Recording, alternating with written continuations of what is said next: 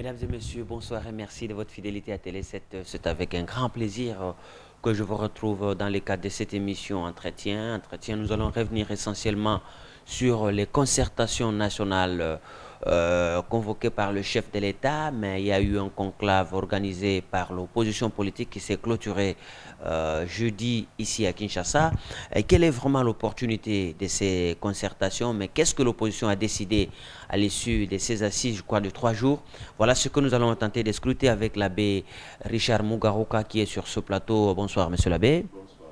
Monsieur l'abbé, ça fait un moment, le chef de l'État a pris en début de ce mois une ordonnance qui convoque les concertations nationales qui devraient permettre au pays de refaire sa cohésion, mise à mal par beaucoup de problèmes, notamment la guerre à l'Est, mais aussi, il faut le dire, les élections controversées de 2011.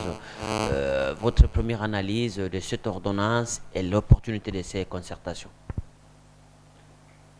Donc tout d'abord, comme je l'ai toujours dit, le dialogue, c'est le poumon par lequel respire la démocratie et donc toute initiative allant dans le sens de favoriser le dialogue entre les Congolais doit être considérée a priori comme positive.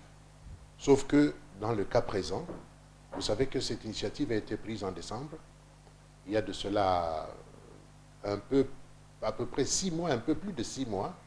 Et c'était à la suite d'une situation particulière, notamment la chute de Goma, la prise de Goma par le M23. Depuis lors, de l'eau a coulé sous les ponts. Le gouvernement a pris langue avec le M23 et continue à négocier avec le M23. La cohésion nationale qui s'avérait une urgence pour pouvoir faire face au M23 semble dépasser du fait que le gouvernement a pris langue avec le M23 et qui continue à négocier avec le M23 sans qu'on ait de revue quels sont les résultats des conciliabules qui durent si longtemps. Je pense qu'aujourd'hui, la question se pose en des termes nouveaux. On ne peut plus organiser tout simplement les concertations nationales dans l'esprit et par rapport à la situation qui prévalait en décembre. C'est une première remarque. La deuxième remarque, c'est que, contrairement à ce que vous dites, l'acte qui convoque ces concertations nationales ne mentionne pas le problème de la crise de légitimité issue des élections, des dernières élections. Cette question-là n'est pas à l'ordre du jour. Bien au contraire, quand vous lisez attentivement l'acte qui convoque les concertations, vous lisez en filigrane l'idée qu'il ne faut surtout pas toucher aux institutions actuelles. C'est-à-dire qu'il faut faire l'impasse sur les élections de 2011. Ce qui est effectivement très grave parce que s'il y a un problème, on ne le résout pas en le fouillant. Tant qu'on va fuir le problème de cette crise de légitimité, on ne la résoudra pas, il continuera à poser problème. Enfin, je voudrais souligner, et ceci avec vraiment force, c'est que la convocation de ces concertations est un aveu d'échec. C'est un aveu d'échec, parce que l'organe qu'on va convoquer n'existe pas sur le plan constitutionnel. Et d'ailleurs, je demanderai aux juristes qui ont rédigé cette convocation de respecter, à défaut de pouvoir respecter à la lettre, respecter au moins l'esprit de la Constitution, qui est fondé sur la séparation des pouvoirs. Et donc, l'exécutif ne peut pas gérer le législatif et le judiciaire doit rester absolument indépendant des deux autres pouvoirs. Et je pense qu'on n'a pas assez réfléchi sur les fondements même, les fondements juridiques, les fondements constitutionnels de cet organe qu'on va créer.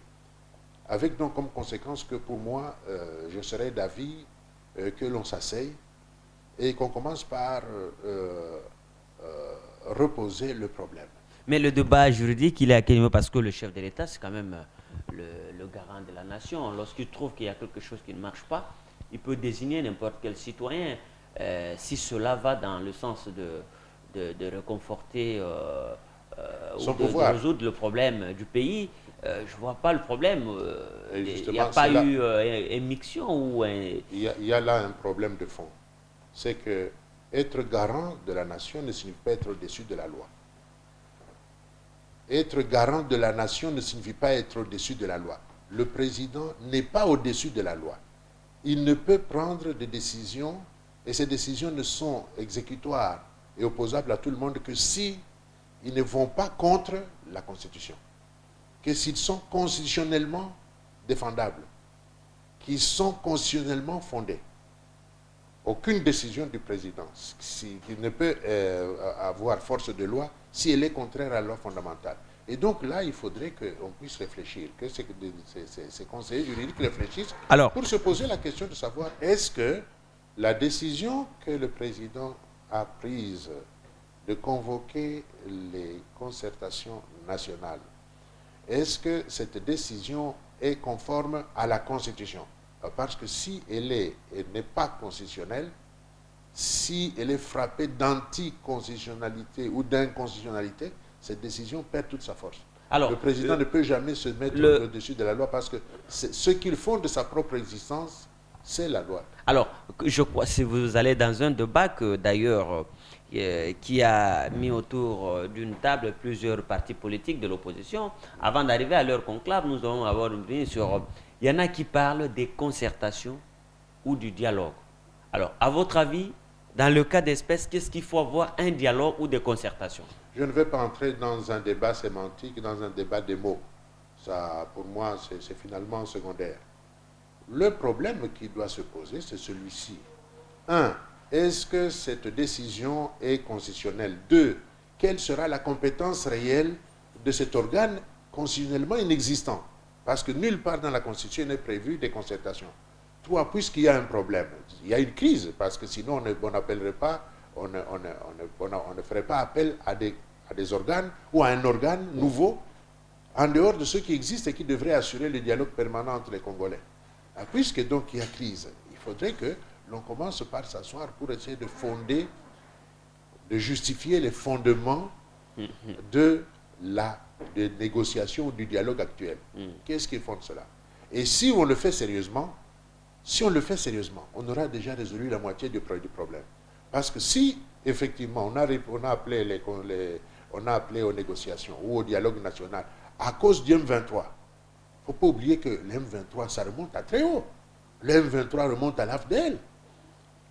Le M23 remonte au RCD.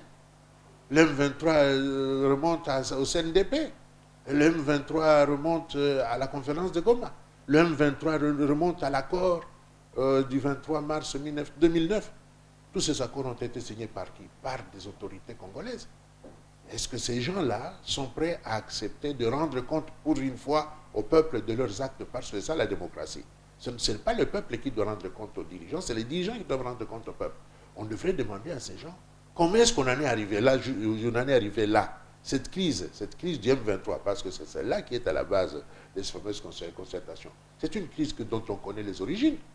Alors, qui a ses acteurs, qui a ses responsables, qui sont encore aux affaires aujourd'hui. Ils devraient commencer par expliquer au peuple comment est-ce qu'ils ont pu gérer une affaire qui portait justement au fondement même de l'existence de la nation, la souveraineté, l'intégrité territoriale. Comment est-ce qu'ils ont traité cela en catimini, dans une opacité presque totale, au point qu'aujourd'hui nous sommes dans une situation de crise qui demande qu'on mette sur pied un organe spécial, extraordinaire, extra-concessionnel pour en chercher la solution. Alors, c'est très important. Oui, mais voilà. Donc, je suis d'accord pour qu'on fasse, qu'on crée d'abord cette commission paritaire réunissant les représentants de toutes les forces vives de la nation, afin qu'on puisse d'abord faire ce que j'appelle un dossier de travail, un instrumentum laboris.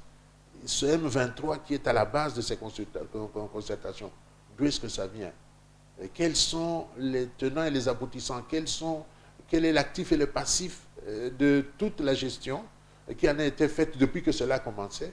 Parce qu'on ne peut pas résoudre un problème comme ça, comme si le pays était un ligabloc qu'on gère au jour le jour. Alors, monsieur l'abbé, le problème aussi, c'est que selon les opposants ou ceux qui ne partagent pas le point de vue de la majorité présidentielle, il n'aurait pas fallu que le chef de l'État désigne le président de l'Assemblée nationale et celui du Sénat pour co-diriger ce débat, mais il fallait faire appel à un médiateur international ou neutre ou qui ne serait pas congolais. Mais de l'autre côté, on rétorque aussi, on dit, mais non, il faut que les Congolais doivent se sentir matures pour traiter eux-mêmes leurs problèmes sans intervention extérieure. Est-ce qu'à ce niveau-là déjà, il y a divergence de vues?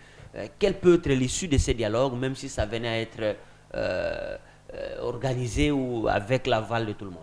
Mais ce que je viens de vous dire, c'est que c'est justement cela le problème. L'incapacité des institutions congolaises actuelles de gérer le pays selon les principes démocratiques, selon les principes constitutionnels. En temps normal, c'est le Sénat, c'est le Parlement, c'est le gouvernement, c'est l'armée, c'est toutes les institutions de la République qui auraient dû gérer convenablement l'affaire M23. Ils arrivent à la conclusion qu'ils n'en sont pas sortis. La première chose à faire, c'est de dire qui devait faire quoi et pourquoi ça a échoué. Et donc, il faut d'abord qualifier les faits, établir les responsabilités et éventuellement prendre les sanctions nécessaires avant de commencer à aborder le fond du problème. Parce que comme je vous ai dit, c'est une histoire qui ne date pas d'aujourd'hui. Faire ce qu'on fait maintenant, c'est justement déclarer la faillite de ceux qu'on nomme comme devant diriger justement ces pourparlers-là. Ils ne peuvent pas être jugés partis. Normalement, cette question aurait dû être réglée par quoi? Par le Parlement. Ça devrait faire l'objet d'un débat parlementaire. Ça devrait faire l'objet de l'interpellation du gouvernement par le Parlement. Ça devrait faire l'objet en tout cas d'un dialogue national qui, en temps normal, se fait via ce qu'on appelle les institutions de la démocratie indirecte, c'est-à-dire le Parlement, les deux représentants du peuple. Ça n'a pas été fait. C'est ça qu'il faut poser comme problème. Alors, puisqu'ils ont été incapables, puisque le Parlement, avec le président du Parlement comme, disons, porte-parole ou porte-étendard, le Sénat, avec comme porte-parole son président, n'ont pas fait leur travail, ils ne peuvent pas être jugés partis. Ils ne peuvent pas être jugés partis. Il faut d'abord se demander pourquoi est-ce qu'ils n'ont pas été capables de faire leur travail. Qu'est-ce qui a, dans une matière aussi grave, comme je dis, qui touche à la souveraineté nationale, qui touche à l'intégrité du territoire. Et vous savez que le jour de la prestation du serment, le président jure de sauvegarder la souveraineté nationale et l'intégrité du territoire. C'est une des matières qu'on peut considérer comme sacrées dans tout pays qui est organisé. On devrait d'abord commencer par se poser la question de savoir pourquoi cette crise, pourquoi est-ce que nous avons abouti à l'échec actuel et pourquoi est-ce que les organes, les chefs de ces organes qu'on désigne aujourd'hui comme organisateurs n'ont pas été capables de faire leur travail en son temps. Et pourquoi ne l'ont-ils pas fait? Il faut donc qualifier les faits et établir les responsabilités, prendre les sanctions avant d'aborder le problème. Mais alors, et ce qu'on veut faire maintenant, oui, c'est ce que j'appelle un passage en force, une sorte de fuite en avant. On a un gros problème, on essaie un peu de... Mais le problème sur lequel... Il y a aussi l'accord cadre, puisque vous demandez le fondement aussi de cette convention. C'est l'accord cadre qui demande qu'il y ait un dialogue entre les acteurs politiques pour trouver des solutions aux problèmes du pays. Tout cela fait partie des problèmes qu'on devrait d'abord et préalablement discuter. Qui a signé cet accord cadre? Et en vertu de quelles compétences, en vertu de quel pouvoir, en vertu de quelle loi, de quelle disposition constitutionnelle? Pourquoi est-ce qu'on n'a pas fait, à cette occasion-là, pourquoi est-ce qu'on n'a pas fait le dialogue national? Pourquoi est-ce que cela n'a pas été l'objet de débats au niveau du Parlement? Qui a pris cette décision et sur base de quelle disposition légale? Sur base de quelles compétences qui lui est reconnue par la loi? Ce sont ces problèmes-là qu'il faudrait d'abord, j'ai dit, au préalable, résoudre. Et c'est pour cela que le dialogue devrait commencer par la mise sur pied de ce que j'appelle un dossier de travail où on va examiner pourquoi le dysfonctionnement actuel. Et si on établit les responsabilités, on trouve que le dysfonctionnement, je dis par exemple, on peut arriver à la conclusion que le dysfonctionnement, la crise actuelle est liée au dysfonctionnement du Parlement. On ne peut pas demander au Parlement qui est la cause du problème d'être la solution, par exemple. Alors, et donc là, ce sont des préalables. Si on va qu'on y va comme ça ne donnera absolument rien du tout. nous allons arriver à la conclusion, au débat auquel nous assistons toujours dans d'autres parlements, et au sein de nos institutions, où, comme vous le savez, tout s'achète, y compris les votes. Tout s'achète, y compris les votes. Et alors, on va arriver à un dialogue blabla, des concertations blabla, où les gens vont bavarder pour ne rien dire. Et surtout, on risque de pérenniser ce dialogue que j'appelle le dialogue du pouvoir et de l'avoir, c'est-à-dire un dialogue qui tourne autour du partage du pouvoir et de l'argent du pays, au lieu de tourner sur le vrai problème qui est celui du bien-être et de la survie du pays et du peuple. Alors, on en vient finalement à l'opposition politique qui est l'un des acteurs principaux qui doit prendre part à ces dialogues.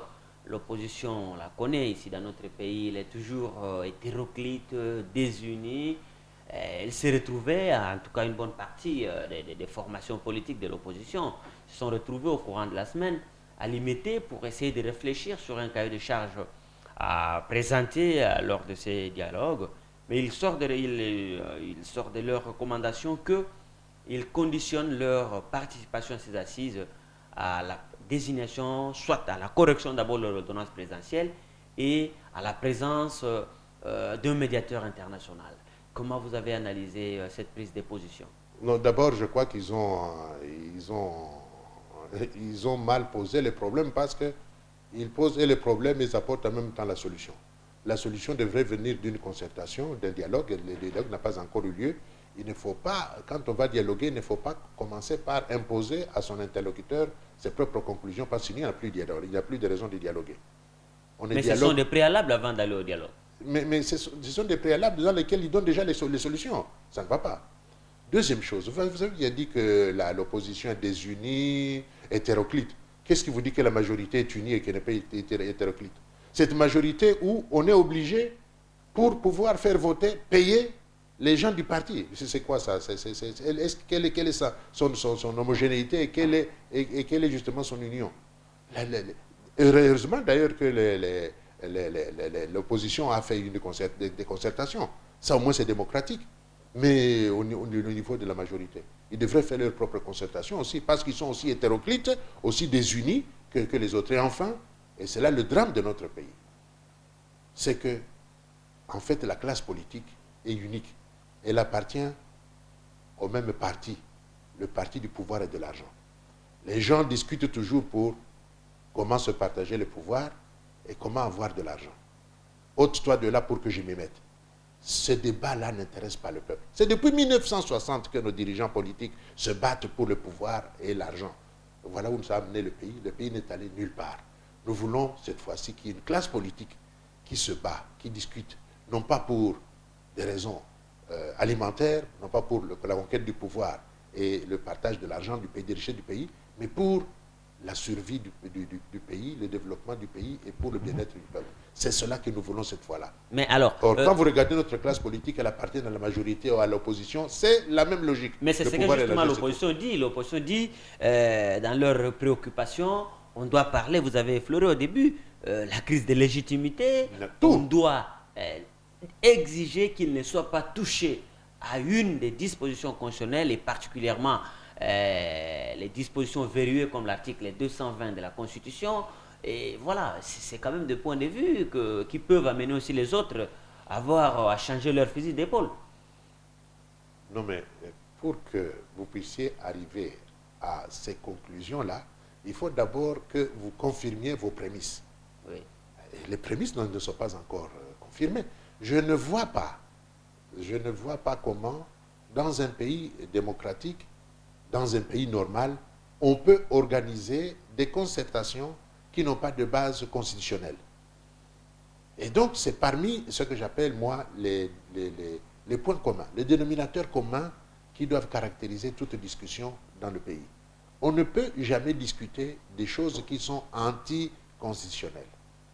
On peut discuter de la révision de la Constitution, mais on ne peut pas, tant que la Constitution est en vigueur, on ne peut pas la mettre, on ne peut pas agir contrairement à cette Constitution-là, sous peine de devenir hors-la-loi. Et ça, moi je pense que dire cela, ce n'est rien dire du tout. Parce que même les concertations elles-mêmes, il faudrait d'abord qu'on les fonde constitutionnellement. faudrait qu'on explique comment est-ce que, constitutionnellement, ces concertations-là se justifient. Mais, monsieur l'abbé, attendez, nous sommes devant une situation particulière. La Constitution est là, c'est vrai. Il y a une guerre qui n'était pas prévue. Il y a des problèmes. On parle même de la cohésion nationale qui est déchirée et tout ça. Est-ce qu'il ne faut pas maintenant aller vite vers ces aspects politiques que de se cramponner sur un juridisme qui risque de plonger le pays dans les chaos? Mais quand ça va mal, c'est une raison de plus pour garder raison. Pour raison garder. Plus ça va mal et plus il faut être raisonnable. Puisque vous dites que c'est une situation grave, on ne va pas la résoudre comme ça de façon empirique dans la précipitation. Asseyons-nous. Voyons ce qui est constitutionnel, ce qui est raisonnable, ce qui est rationnel et qui est donc de nature à pouvoir apporter une solution valable. Et ne nous précipitons pas dans la fuite en avant, dans la... D'ailleurs, très souvent, nos politiciens, il faut bien les regarder, il faut toujours faire la différence entre ce qu'ils disent et leurs véritables intérêts. Si vraiment l'intérêt de nos politiciens, comme on le sait, c'est juste le partage du pouvoir et de l'argent, tout ce qu'ils disent là, ce ne sont que c'est de la paille pour couvrir le vrai problème. Et donc, il faudrait d'abord crever l'abcès avant de commencer à le soigner. Voilà, monsieur l'abbé, on va finir, mais vous allez dire un mot. Vous avez parlé de la classe politique congolaise. Aujourd'hui, nous avons vu, au courant de la semaine, ici même en Afrique, en Égypte, quelque chose de très particulier vient de se passer. Un président démocratiquement élu a été déposé par l'armée. Aujourd'hui, on parle d'un coup d'État, les autres disent une révolution. Quelle est votre lecture par rapport à ce qui s'est passé en Égypte? Ce qui s'est passé en Égypte, c'est les deux à la fois. Il y a eu une demande du peuple, une très forte demande du peuple, devant l'échec du président qui était là, ce qui est un exercice tout à fait normal en démocratie. La même chose s'est passée au Brésil. Au Brésil, ils n'ont pas encore trouvé la solution finale, mais c'est la même chose. Le peuple est souverain pendant, avant et après les élections. Les élections ne sont pas un chèque en blanc. On ne dit pas nous vous votons, pendant les 5 ans, faites tout ce que vous voulez du pays, on ne vous touchera pas. Ça n'existe pas. Le peuple est souverain. Et si pendant son mandat, un président trahit le peuple, il y a ce qu'on appelle la procédure d'impeachment. Il y a des raisons pour lesquelles on peut déposer un président, même en cours de mandat. Et ce n'est pas quelque chose d'inouï. Mais il faut le faire par des moyens prévus par la Constitution. Ah ben d'accord, alors... Par la pétition, ainsi de suite. Oui, mais bon, vous savez très bien que dans beaucoup de pays, ils sont même incapables d'organiser les élections avec leurs propres moyens. Comment est-ce que vous voulez qu'ils organisent des procédures qui sont si coûteuses? Ouais. Vous vous rappelez que De Gaulle, à un moment, il était contesté en plein mandat. Qu'est-ce qu'il a fait? Il a organisé un référendum. Un référendum où il n'a pas eu tout à fait la minorité, il a eu juste un tout petit peu que la majorité, mais il a estimé que puisqu'il n'avait plus la confiance du peuple, il fallait qu'il parte. Et il est parti grand. Personne ne lui a jamais reproché de s'être plié à la volonté populaire. En démocratie, la seule grandeur du chef, c'est de se plier, de se soumettre à la volonté du peuple, avant, pendant et après les élections. Et donc, normalement, quand un chef sent qu'il est désavoué complètement et qu'il n'en sort plus, il ne doit même pas attendre qu'il y ait un référendum, il ne devrait même pas attendre que les gens descendent dans la rue. Il devrait lui-même dire, voilà, je vois que je ne corresponds plus, je n'ai plus la confiance du peuple, et le peuple est souverain, et c'est de lui qui émane le pouvoir, je pars. Alors, ce qui s'est passé en Égypte, c'est ceci. Ils étaient arrivés au point où il y avait une contestation populaire, exprimée de manière populaire, c'est-à-dire dans la rue, avec tout ce que cela a d'aléatoire. C'est-à-dire, dans la rue, ce ne sont pas des élections. C'est très, très difficile de quantifier le nombre de gens qui descendent dans la rue et de quantifier le nombre de gens qui soutiennent et qui ne soutiennent pas. Mais la nation était en péril. Le nombre de gens qui descendaient dans la rue était tel, la force de la rue était telle que l'armée, une armée de par ailleurs formée des officiers, des vrais officiers, qui ont tous fait des académies militaires. L'armée égyptienne est connue pour la qualité de la formation de ses officiers, de ses officiers supérieurs et généraux. Et ils se sont dit, si nous ne faisons rien, ça va être la guerre civile. Comme nos soldats disent, Makila Mabisopo na Ekolo, ils se sont dit, nous sommes prêts à mourir pour ce pays, nous ne pouvons pas laisser mourir le pays. Ils ont pris leurs responsabilités, ils ont fait un coup d'État. Donc c'est les deux à la fois. Mais attention, c'est un coup d'État qui n'est pas comme les autres coups d'État, parce que généralement, les coups d'État militaires, c'est pour que les militaires prennent le pouvoir. Or ici, ils n'ont pas pris le pouvoir, ils ont mis plutôt des civils, et ils demandent à ce que l'on aille vite, vite vers la régularisation, c'est-à-dire vers les élections, ce qui me semble être tout à fait correct. Et alors, pour vous allez finir par là, est-ce qu'il y a des leçons à tirer dans ce qui s'est passé en Égypte? Parce que l'Afrique aussi, on est catalogué comme le continent où régulièrement les pouvoirs sont pris par les armes. Quand il y a des élections, il faut vraiment s'attendre à une guerre civile. On a vu en Côte d'Ivoire, on a vu dans beaucoup de pays, même chez nous ici, quand on proclame les résultats des élections, la ville est en alerte. Alors, jusqu'à quand, M. Labbé, tout ça en Afrique? Oui, mais tout ça ne justifie pas. Tout ça ne justifie pas les défaillances, le manque de culture politique et le déficit de mentalité démocratique chez nos dirigeants. Tout ça, c'est le résultat du fait que notre classe politique n'est pas à la hauteur des enjeux de la démocratie. C'est tout. C'est tout. Le jour où nous allons avoir une classe politique qui a une culture politique, qui a une mentalité démocratique, qui sait ce que c'est qu'un État de droit, eh bien, on va faciliter, cette classe politique va se faciliter la tâche, parce que lorsque quelqu'un triche, il n'y a pas de raison pour le soutenir. De quelque manière que ce soit, il doit être contesté. Lorsque le pays va mal, et qu'on n'arrive pas à assumer ce qu'on appelle les droits fondamentaux des gens, le premier étant le droit à la vie, le peuple ne pas se laisser mourir pour un individu. On ne peut pas identifier un pays à un individu. Les gens ne doivent pas mourir parce qu'il y a un chef incompétent, incapable.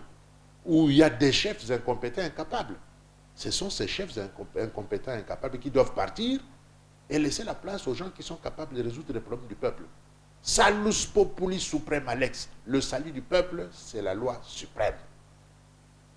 Il n'y a personne qui peut demander au peuple de se sacrifier à cause de sa compétence ou de se sacrifier à son incompétence ou à son égoïsme.